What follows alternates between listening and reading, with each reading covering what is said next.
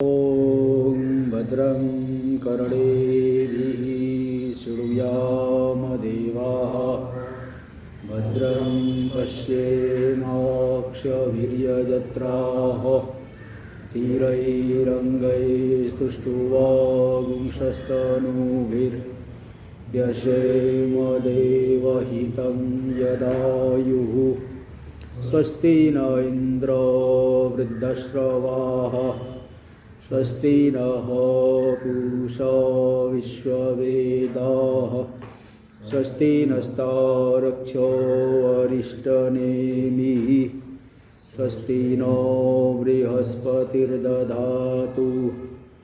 ॐ शान्तिः शान्तिः शान्तिः। शङ्करं शङ्कराचार्यं केशवं बादरायणं सूत्रभाष्य कृतौ वन्दे भगवन्तौ पुनः पुनः।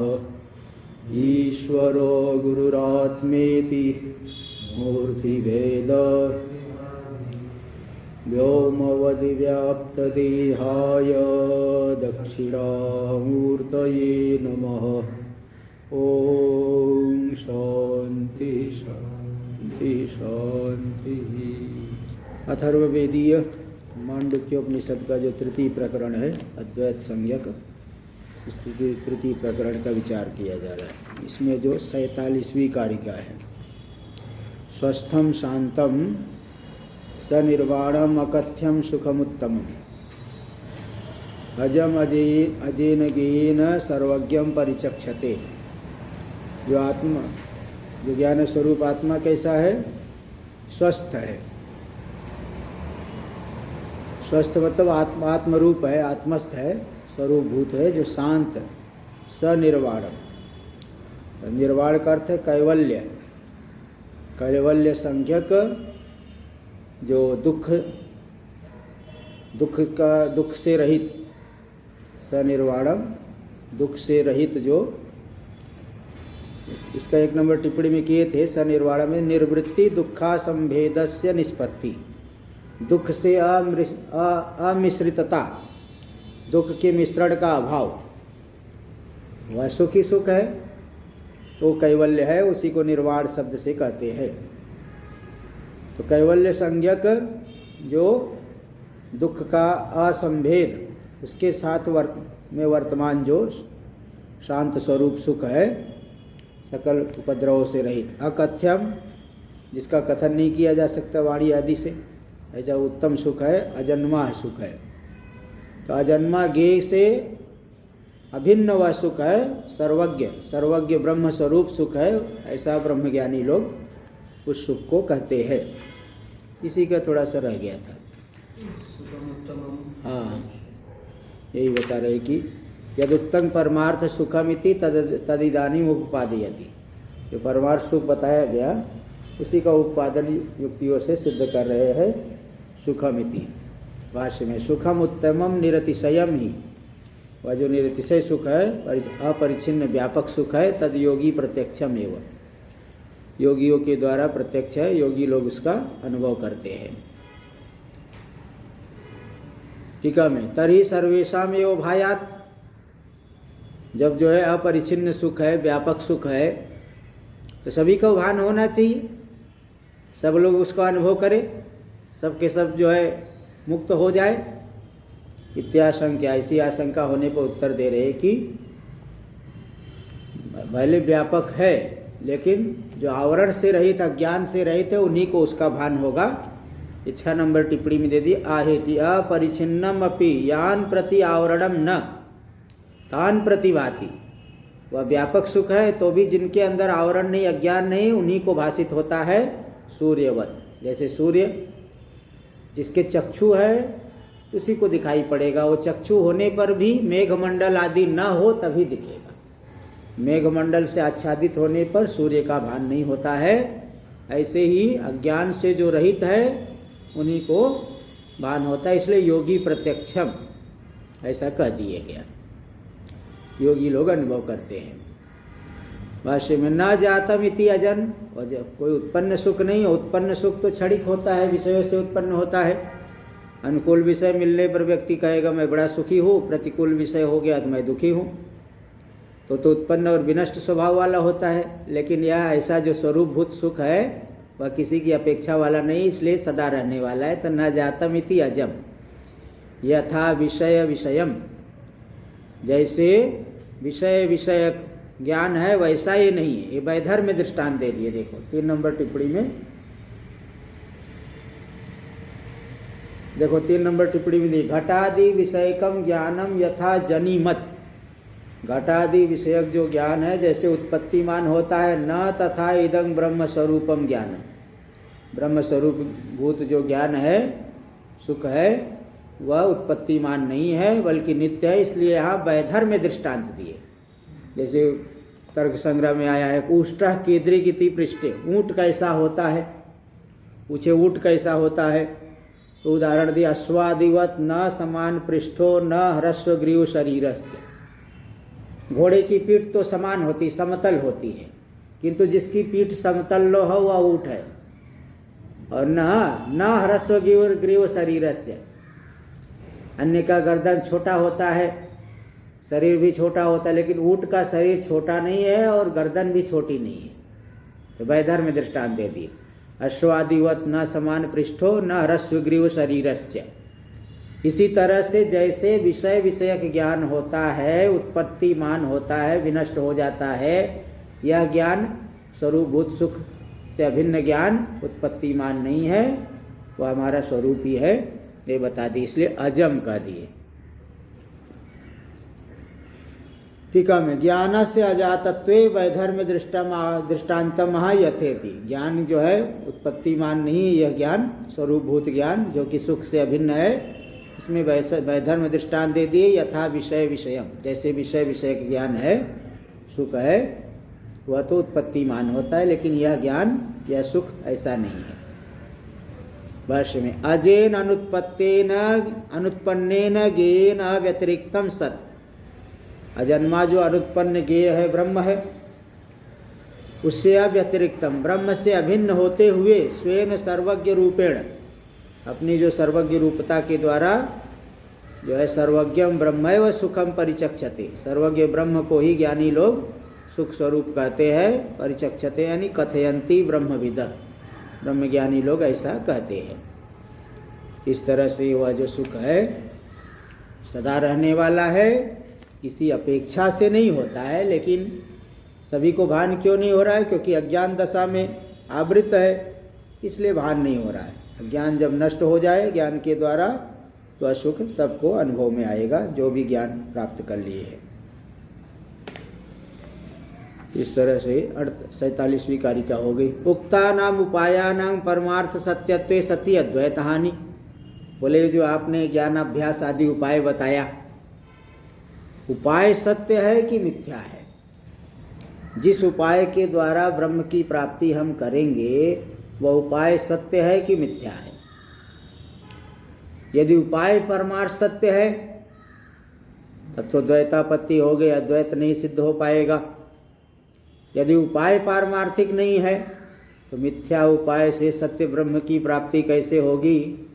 गड़बड़ दवाई से बीमारी ठीक नहीं होती, तो मिथ्या उपाय से ब्रह्म की प्राप्ति कैसे होगी? ये बताओ, नहीं हो पाएगी।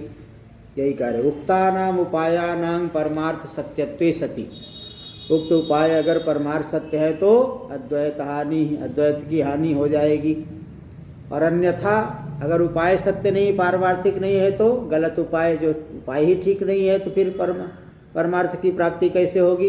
अन्यथा तदा प्रमिति, अन्यथा अगर उपाय सत्य नहीं होगा तो अद्वैत की प्रमिति होगी ही नहीं, प्रमा ज्ञान, यथार्थ ज्ञान होगा ही नहीं। इत्याशंका, ऐसी आशंका होने पर उसका समाधान करने के लिए उत्तर दे रहे हैं कारिका के माध्यम से। न कश्चिदिति, देखो 9 नंबर टिप्पणी भी देख लीजिए। जीवो ही कश्चित न जायते, जीव, कोई भी जीव उत्पन्न नहीं होता। क्यों? क्योंकि अनादिकाल से है, हमेशा रहने वाला, अनादित्वात्। और तद अतिरिक्तम तो सर्वम उपाय आदिकम जायते एवं, और जीव से अतिरिक्त तो जितने भी उपाय आदि है, ज्ञान का अभ्यास है, वैराग्य है, मन की शांति है, उपरति है, विवेक है, ये सब उपाय उत्पन्न होने वाले हैं। इसलिए इसके लिए उपाय के एक आया उपाय तद उपाय प्रकृतिता,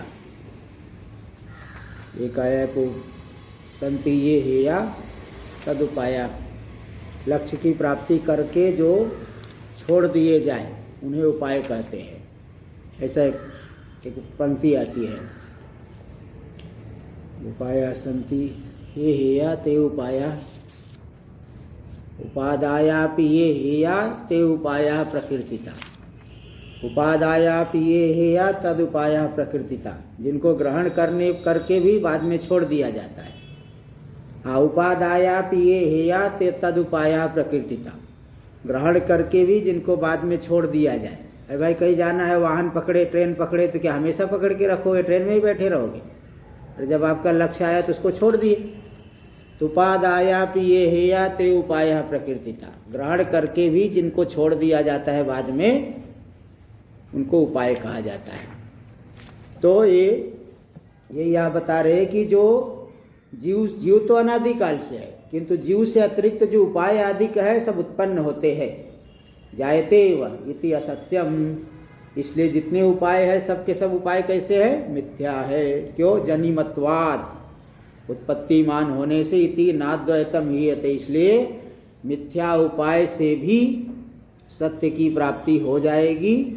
जैसे लोक में भी कई जो है कल्पित उपायों से रेखा आदि खींच के बता देते, क है, ख है, बच्चे को पढ़ाने के लिए क क्या है, रेखा खींच के। भाई क शब्द तो कान से सुना जाता है, ब्लैक बोर्ड पे ए बी सी डी लिख के दिखाते, ए बी, वो जो आप लिख रहे हो वो आंख से दिख रहा है और शब्द तो कान से सुनाई पड़ता है। किंतु रेखा आदि कल्पित उपायों के माध्यम से शब्द का ज्ञान करा दिया जाता है। रेखा तो लिपि है, लिपि आंख से दिखती है, लिपि से शब्द का अनुमान होता है, शब्द कान से सुनाई पड़ता है। तो जैसे रेखा आदि कल्पित उपायों से मालूम पड़ जाता है, शब्द का ज्ञान हो गया, ऐसे और भी बहुत जगह पे कल्पित उपाय से ही व्यावहारिक सत्य की सिद्धि हो जाती है। शाखा चंद्र न्याय से शाखा के माध्यम से चंद्रमा को दिखा देते हैं। शाखा आदि पहले शाखा को दिखाइए चंद्रमा है, फिर उसके आगे वो ऊपर वाली शाखा देखो चंद्रमा है, उसके नीचे पतली निकली हो चंद्रमा, उसके वो चंद्र नहीं, उसके सीध में और देखो ऊपर जो रेखा जैसा दिख रहा हो चंद्रमा है। शाखा चंद्र न्याय।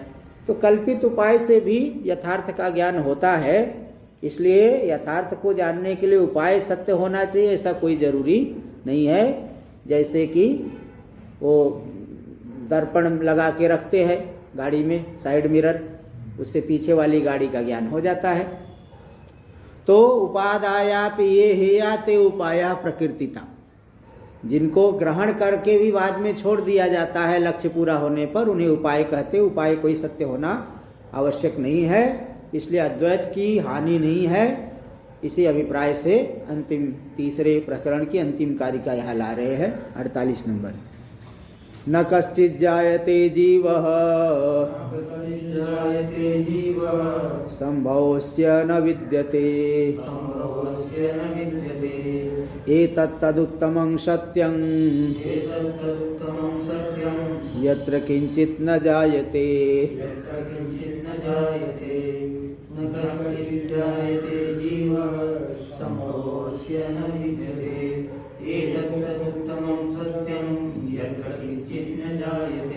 न कश्चित् जायते जीव, कोई भी जीव उत्पन्न नहीं होता। आप सोचोगे नहीं कई जीव है, पैदा होते उत्पन्न होते मर जाते, उत्पन्न होते मर जाते। मच्छर आदि थोड़े ही दिन रहते हैं, कीड़े जो है फल रख दिए, कीड़े पड़ गए, उत्पन्न तो हो गया। बोले नहीं, जीव नहीं उत्पन्न होता और जीव मरता नहीं, बल्कि शरीर उत्पन्न होता है, शरीर ही मरता है। क्योंकि छांदोग्य उपनिषद में जीवापेतम किलेदम शरीरम म्रियते न जीवो म्रियते, जीव से रहित होकर के शरीर मरता है, जीव नहीं मरता। जीव तो इस शरीर को छोड़ के दूसरी जगह चले गया, जो छोड़ के चले गया वो नहीं मर रहा है, और जो छूट गया वो शरीर अब अनुपयोगी हो गया, उसको जला देते हैं तो बोलते मर गया मर गया। तो कोई भी जीव मरता नहीं है। संभव अस्य न विद्यते, संभव जो है कारण इसका जीव का कोई विद्यमान नहीं है। एतद तदुत्तमम सत्यम, यही उत्तम सत्य है, सत्य का भी सत्य है। यत्र किंचित न जायते, क्योंकि उस परमात्मा में, आत्मा में कुछ भी उत्पन्न नहीं होता है। कोई नई चीज उत्पन्न हो जाए उस आत्मा में, पारमार्थिक रूप से ऐसा नहीं। हाँ, उपाय के द्वारा अज्ञान की निवृत्ति होती है, और जितने उपाय है व्यावहारिक है, उपायों की भी निवृत्ति होती है। जैसे संवादी भ्रम, संवादी भ्रम और विसंवादी भ्रम पंचदशी में कहा गया है। मणि की प्रभा पड़ रही है दीवार के ऊपर, मणि की प्रभा को, दीवार के ऊपर मणि की प्रभा पड़ रही है, उसको मणि समझ करके व्यक्ति दौड़ा, तो देखा रे दीवार पे मणि नहीं है, लेकिन मणि, दीवार पे प्रकाश कहाँ से आ रहा है, देखा बगल में मणि पड़ी हुई है। दीवार पे मणि की प्रभा को देख करके उस प्रभा को मणि समझ करके व्यक्ति दौड़ा, तो दीवार पे तो नहीं मिली लेकिन बगल में मणि मिल गई, संवादी भ्रम। ऐसे ही जो है उपासना आदि के द्वारा, श्रवण मनन निधिध्यासन आदि के द्वारा, उपासना अहंग्रोपासना से तो क्रम से प्राप्ति होगी, श्रवण मनन निधिध्यासन के द्वारा ज्ञान की उत्पत्ति होकर के अज्ञान की निवृत्ति होकर के ब्रह्म की प्राप्ति हो जाती। तो उपाय सत्य नहीं है, श्रवण मनन निधिध्यासन सत्य नहीं, स्वरूप सत्य है। वह स्वरूप ज्ञान से अज्ञान की निवृत्ति होकर के प्रकट होता है, इसलिए उपाय के मिथ्या होने से द्वैतापत्ति नहीं है।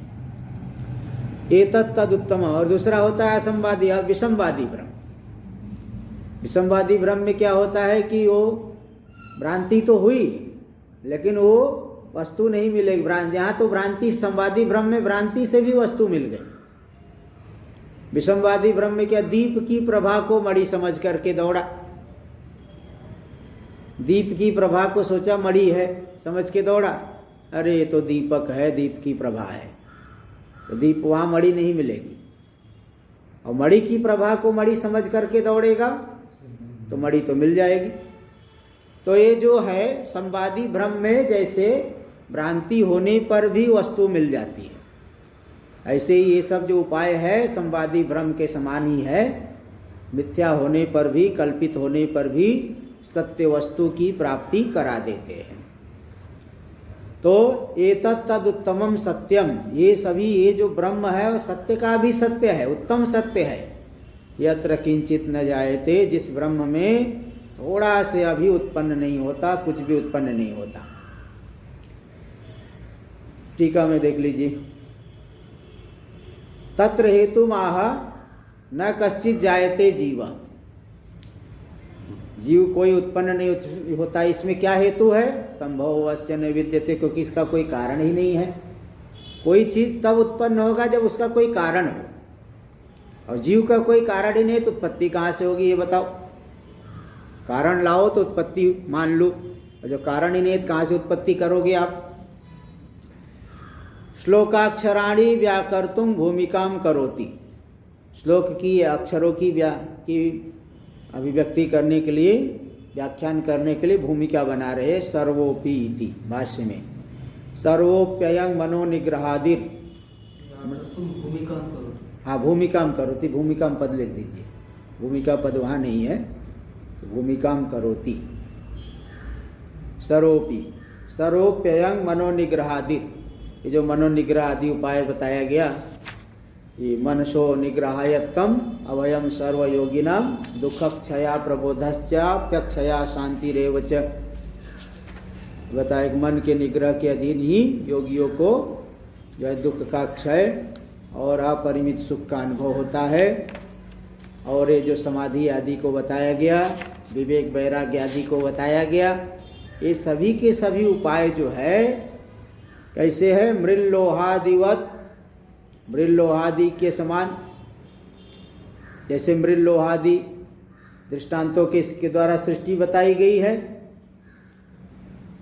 तो ये सभी उपाय परमार्थ सत्य नहीं है। उपासना चोक्ता, मृल्लोहादि के समान सृष्टि बताई गई, मनोनिग्रह आदि उपाय बताया गया, और उपासना भी बताई गई, ये सब जो बताए गए किस लिए बताए गए? परमार्थ स्वरूप प्रतिपत्त्युपायत्वेन, परमार्थ तत्व के स्वरूप ज्ञान के लिए, परमार्थ स्वरूप के ज्ञान के लिए सब जो उपाय बताए गए, मन का निग्रह बताया गया, मृदलोह स्फुलिंग आदि के समान सृष्टि बताई गई, उपासना बताई गई, ये परमार्थ ब्रह्म के ज्ञान के एक उपाय रूप से जो बताई गई है। न परमार्थ सत्या, परमार्थ सत्य ऐसा इस अभिप्राय से नहीं बताए गए, केवल परमार्थ स्वरूप के ज्ञान के उपाय रूप से इन सभी को बताया गया, मनोनिग्रह आदि को।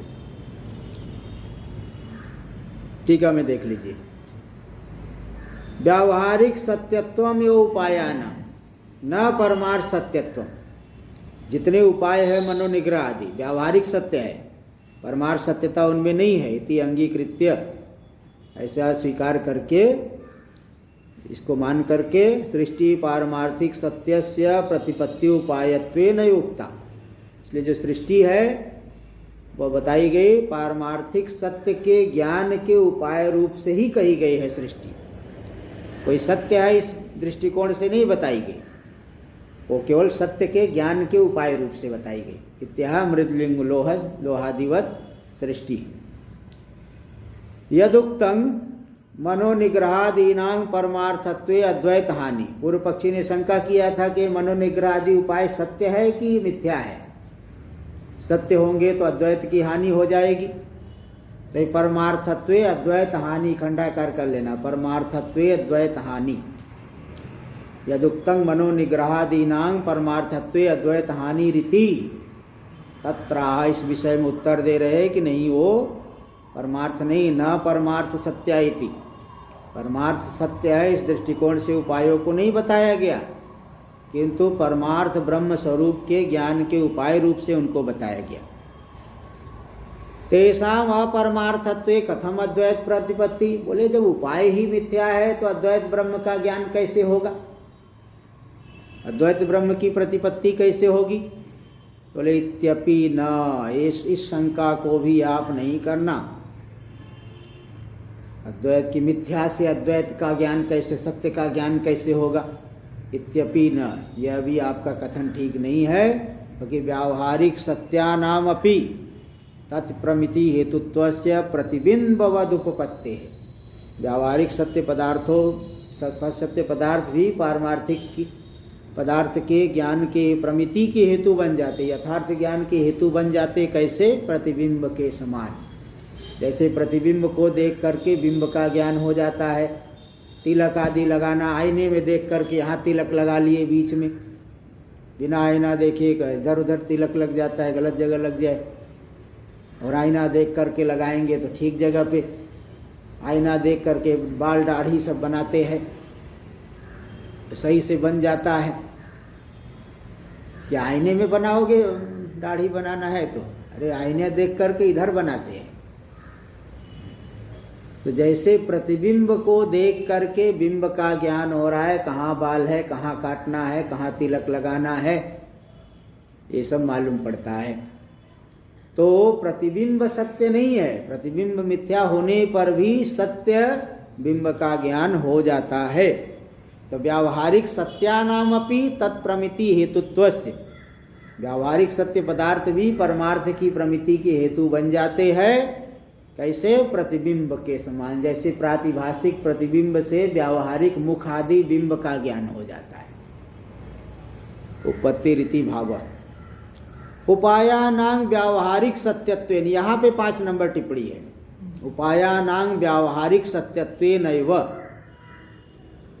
पारमार्थिक सत्यत्वं किम न स्यात्, उपाय व्यावहारिक सत्य है, पारमार्थिक सत्य क्यों नहीं है? व्यावहारिक सत्यत्वेन के ऊपर टिप्पणी दी है, व्यावहारिक सत्यत्वेनैव उपायः परमार्थ संतो व्यवहार काला बाध्यत्वात् ब्रह्मवत् इति अनुमानेन। बोले अनुमान कर लेंगे जितने उपाय है मनोनिग्रह आदि, ये सब पारमार्थिक सत्य है, परमार्थ है, वास्तविक है। क्यों? क्योंकि व्यवहार काला बाध्यत्वात्, व्यवहार काल में उनका बाध नहीं होता है, उनमें मिथ्यात्व का निश्चय नहीं होता है। ब्रह्मवत्, ब्रह्म के समान, इसलिए उनको परमार्थ सत्य मान लेना चाहिए। यत्र यत्र व्यवहार काला बाध्यत्वम तत्र तत्र परमार्थ सत्वम परमार्थ सत्यत्वम। ब्रह्म में व्यवहार काल में ब्रह्म का बाध होता है क्या? कभी नहीं होता है। तो ब्रह्म पारमार्थिक सत्य है। ऐसे जितने मनोनिग्रह आदि उपाय है व्यवहार काल में उनका बाध नहीं होता है, इसलिए उनको परमार्थ सत्य मानना पड़ेगा। इसलिए व्यावहारिक सत्यत्व हेतु के द्वारा परमार्थ सत्यत्व की सिद्धि हो रही है। व्यावहारिक सत्यत्व मतलब व्यवहार काला बाध्यत्व, जो व्यवहार काल में बाध नहीं बाधित नहीं हो रहे उनको परमार्थ सत्य मानना पड़ेगा। जैसे ब्रह्म, ऐसे मनोनिग्रह आदि उपायों को व्यवहार काल में तो बाध नहीं कर सकते आप, उनका बाध होता ऐसा नहीं बोल सकते हैं, इसलिए परमार्थ सत्य मानना पड़ेगा। उपायानां व्यावहारिक सत्यत्वेन एव पारमार्थिकं सत्यत्वं किम न स्यात्। उपाय तो व्यावहारिक सत्य है, इसलिए व्यावहारिक सत्यत्व हेतु के द्वारा पारमार्थिक सत्यत्व क्यों न आ जाए? व्यवहार काल में तो उनका बाध नहीं हो रहा है, जैसे ब्रह्म का बाध नहीं होता है। इति ऐसा पूर्व पक्षी ने कहा। तत्राह इस विषय में उत्तर दे रहे। देखो 6 नंबर टिप्पणी। उक्तानुमानस्य अनादित्व रूपोपाधि मत्वम। अनादित्व, ये जो आपका अनुमान है इस अनुमान में एक उपाधि लग जाएगी अनादित्वम। केवल व्यवहार काला बाध्यत्व से ही परमार्थ सत्यत्व की सिद्धि नहीं होती, अनादि भी होना चाहिए। अनादि होते हुए व्यवहार काल में बाधित न हो तो वो परमार्थ सत्य है। उपाय अनादि, उपाय तो उत्पत्तिमान है, मनोनिग्रह होता है, उत्पन्न होता है, विवेक उत्पन्न होता है, वैराग्य उत्पन्न होता है। ये अनादिकाल थोड़े समय के लिए आए फिर नष्ट हो गए। शरीर थोड़े समय के लिए आया नष्ट हो गया, उसको सत्य मानोगे क्या? थोड़े समय के लिए होने वाले को सत्य नहीं माना जाता। इसके लिए पहले भी बताया जा चुका है। आदावंते च यन्नास्ति वर्तमानेपि तत्तथा। इस बात को, तो इसलिए यहाँ इस अनुमान में क्या उपाधि हो गई? अनादित्वम। अनादि होगा तभी सत्य माना जाएगा, उत्पत्तिमान सत्य नहीं होता है। इसको दिखा रहे तत्रह परमार्थेति भाष्य में। परमार्थ सत्यम तु, परमार्थ सत्य क्या है? न कश्चित जायते जीवः, कोई भी जीव उत्पन्न नहीं होता है। कर्ता भोक्ता च नोत्पद्यते केनचिदपि प्रकारेण। जो कर्ता भोक्ता, कर्तृत्व भोक्तृत्व ये उपाधि से जुड़ करके मालूम पड़ रहा है। विज्ञानमय कोश में कर्तृत्व है, उससे जुड़ गया तो अपने को कर्ता मानेगा। आनंदमय कोश में भोक्तृत्व है, उससे जुड़ गया तो अपने को भोक्ता मानेगा। कोई भी जीव है, कर्ता है, भोक्ता, ये सब उत्पन्न नहीं होते। केनचिद अपि प्रकारेण, किसी भी प्रकार से वह जीव उत्पन्न नहीं होता है। टीका में देख लीजिए। उक्तम हे तदेव स्पष्टयति कर्ते भोक्तेति। कर्ता भोक्ता आदि 7 नंबर टिप्पणी में देख दी। वस्तुतो जीवस्य अनुत्पन्नत्वेन पन्नत्वम एवं, वास्तव में जीव उत्पन्न नहीं है, इस बात को बता रहे। कर्ता भोक्ता च, कर्ता भोक्ता भी उत्पन्न नहीं होता है, तो मिथ्या जो है निश्चय करके अपने कर्ता भोक्ता मान लेता है, वास्तव में होता नहीं। स्वभाव तो अजत्वम हेतु कर्तव्यम। स्वाभाविक रूप से अतो, भाष्य में अच्छा दे रहे। अतो अतः स्वभाव तो अजस्य एकस्य आत्मन, इसलिए जो स्वाभाविक रूप से अजन्मा एक आत्मा है उसका संभव यानी कारण, संभवति अस्मादिति संभव यानी कारण, उसका कोई कारण नहीं है। कारणं न विद्यते नास्ति, उसका कोई कारण है ही नहीं। यस्मात् न विद्यते, अच्छा टीका में, स्वभाव तो अजत्वम हेतु कर्तव्य। स्वाभाविक रूप से अजन्मा है, अजन्मा का कोई कारण होता ही नहीं। जो अनादिकाल से उसका कोई कारण होता है क्या? कारण तो जो बाद में उत्पन्न होने वाले शरीर आदि का होता है। घट का कारण मृतिका है, पट का कारण तंतु है, आकाश आदि का कारण है। जैसे आकाश से वायु उत्पन्न हुआ, वायु से तेज उत्पन्न हुआ, तेज से जल उत्पन्न हुआ, जल से पृथ्वी उत्पन्न हुई। जो बाद में उत्पन्न होते हैं उनका कारण होता है। जो अनादिकाल से है उसका कोई कारण नहीं होता है। तो स्वभाव तो अजत्वम हेतु कर्तव्यम। तत्र हेत्वंतरम, उसी में और भी हेतु दे रहे, और भी कुछ हेतु बता रहे। अतः इति, अतः स्वभाव तो अजस्य एकस्य आत्मन संभव कारणम न विद्यते नास्ति। कारण है ही नहीं यानी है नास्ति, न विद्यते मतलब नास्ति। हेत्वंतरम एवं स्पष्टयति यस्मादिति यस्मात् न विद्यते अस्य कारणम, क्योंकि इसका कोई कारण है ही नहीं। पहला तो बताए कि वो स्वाभाविक रूप से अजन्मा है, और दूसरा बताए क्योंकि इसका कोई कारण भी नहीं है कि आप उत्पत्ति बता दो। तो यस्मात् न विद्यते अस्य कारणम तस्मात् न कश्चित जायते जीव, इसलिए कोई जीव उत्पन्न नहीं होता है। पूर्वेषु उपायत्वेन उक्तानाम सत्यानाम, पूर्व में जो मनोनिग्रह वैराग्य आदि उपाय बताए गए। अच्छा, उत्तरार्धं व्याचष्टे पूर्वेषु, उत्तरार्ध जो एतत् तदुत्तमम सत्यम यत्र किंचित न जायते, यही उत्तम सत्य है जिसमें कोई कुछ भी रंच मात्र भी उत्पन्न नहीं हुआ है। ये उत्तरार्ध की व्याख्या कर रहे पूर्वेषु। भाष्य में पूर्वेषु उपायत्वेन उक्तानाम, पूर्व के जो ग्रंथ में उपाय रूप से जो कहे हैं मनोनिग्रह वैराग्य आदि, और भी वेदांत में सर्वत्र श्रवण मनन निध्यासन आदि को बताते हैं। तो सत्यानाम व्यावहारिक सत्य पदार्थ है, इनके मध्य में यही उत्तम सत्य है। सत्य का भी सत्य है ब्रह्म, एतद उत्तमम सत्यम यस्मिन् सत्य स्वरूपे ब्रह्मणि अणु मात्रमपि किंचित न जायते, जिस सत्य स्वरूप ब्रह्म में अणु मात्र भी कुछ भी उत्पन्न नहीं होता। 4 नंबर टिप्पणी में दे दिए परमार्थता इति शेष, और 3 नंबर टिप्पणी में दिए है सत्य प्रतिपत्ति उपायत्वेन उपचारात् तत्र सत्यत्वम।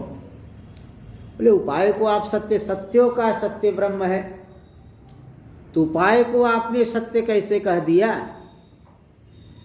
तो बोले उपाय को सत्य इसलिए कह दिए कि सत्य ब्रह्म के ज्ञान के साधन है। जैसे दिल्ली जाने वाली बस को भी दिल्ली निकल गई, अरे दिल्ली वाली बस निकल गई। तो इस तरह से जैसे ग्रंथ को भी हम उपनिषद कह देते हैं, उपनिषद का मुख्य अर्थ होता है ब्रह्म विद्या, किंतु उस ब्रह्म विद्या के प्रतिपादक को भी उपनिषद पद से कह देते हैं। दूसरा उदाहरण आता है आयुर्वय घृतम, घी तो आयु है, आयु का वर्धक है घी, लेकिन उसको भी आयु कह दिया जाता है। तो इसी तरह से यहाँ ब्रह्म विद्या के प्रतिपादक को भी उपनिषद कह दिया गया। ठीक वैसे ही यहाँ पे सत्य ब्रह्म की प्राप्ति के उपाय जो मनोनिग्रह आदि है, उनको भी सत्य का देना कोई गलत नहीं है। यहाँ पे यही बता दिए कि 3 नंबर टिप्पणी में सत्यानामिति सत्य प्रतिपत्ति उपायत्वेन उपचारात्, सत्य की प्राप्ति ज्ञान के उपाय रूप होने से मनोनिग्रह आदि में उपचार यानी गौण प्रयोग हो गया, इसलिए तत्र सत्यत्व, वहाँ भी सत्यत्व मानना पड़ेगा। आगे देख लीजिए पूर्वेषु ग्रंथेषु इति शेष, पूर्व के ग्रंथ में उपाय रूप से जो कहे गए सत्य है, उन सत्य का भी यह ब्रह्म उत्तम सत्य है। ऐसे ब्रह्म में अणु मात्र भी कुछ भी उत्पन्न नहीं होता। किंचित न जायते इति, इति शब्द क्यों आया? इति शब्दों अद्वैत प्रकरण परिसमाप्तिम द्योतयति, इति शब्द यहाँ अद्वैत प्रकरण की परिसमाप्ति का द्योतन कर रहे हैं। तो इस तरह से यहाँ बता दिए। 1 नंबर टिप्पणी में दिए थे अतः का अर्थ यतो न विद्यते अतो नोत्पद्यते, इस जीव की उत्पत्ति का कोई कारण ही नहीं, इसलिए यह उत्पन्न नहीं होता है, ये बताए। इस तरह से तृतीय प्रकरण तो पूरा हो गया। अब 5-6 मिनट है, इसलिए इसको कल ही करेंगे। चौथा प्रकरण कल करना चाहिए। इति श्री गोविंद भगवत पूज्य पाद शिष्यस्य परमहंस परिव्राजकाचार्य से शंकर भगवतः कृतौ गौणपादीय भाष्ये आगम शास्त्र विवरणे अद्वैताख्यम तृतीय प्रकरणम समाप्तम। इति श्रीमद् परमहंस परिव्राजकाचार्य श्री शुद्धानंद पूज्यपाद शिष्य भगवदानंद ज्ञान विरचितायां गौणपाद कारिका भाष्य टीकायाम अद्वैताख्यम तृतीयं प्रकरणम समाप्तम। इति गौणपादी कारिकायाम अद्वैताख्यम तृतीयं प्रकरणम। ओम भद्रं कर्णेभिः शृणुयाम देवाः, भद्रं पश्येमाक्षभिर्यजत्राः, स्थिरैरङ्गैस्तुष्टुवागुंशस्तनूभिर्व्यसेम देवहितं यदायुः। स्वस्ति न इंद्रो वृद्धश्रवाः स्वस्ति नः पूषा विश्ववेदाः स्वस्ति नस्तारक्षो अरिष्टनेमिः स्वस्ति नो बृहस्पतिर्दधातु ॐ शान्ति शान्ति शान्ति शङ्करं शङ्कराचार्यं केशवं वादर सूत्रभाष्य कृतौ वन्दे भगवन्तौ ईश्वरो गुरुरात्मेति मूर्तिभेदविभागिने व्योमवद्व्याप्तदेहाय दक्षिणामूर्तये नमः ॐ शान्ति शान्ति शान्ति।